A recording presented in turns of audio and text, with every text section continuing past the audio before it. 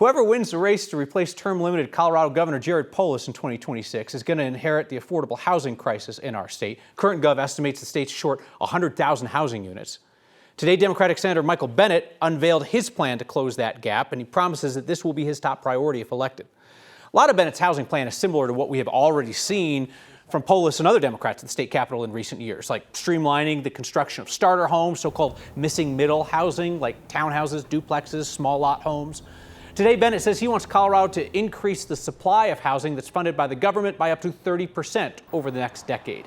To speed up construction, Bennet says he'll centralize all the state's housing funding streams, make them accessible to builders through one common application. And once projects are awarded state funding, Bennet says he wants them to start breaking ground within a year.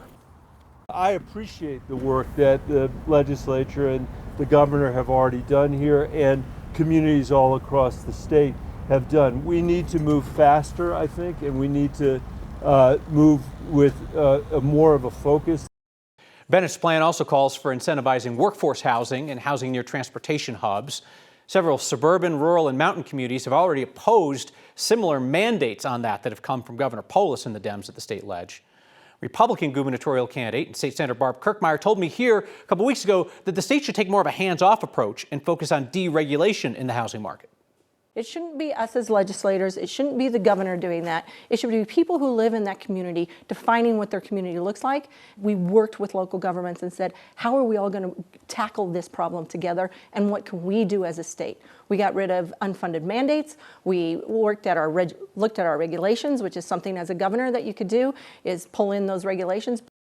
The affordable housing gap is not only here, but it's growing each year. The state demographer's office estimates Colorado needs to add 30,000 housing units each year for the next decade to keep up with demand.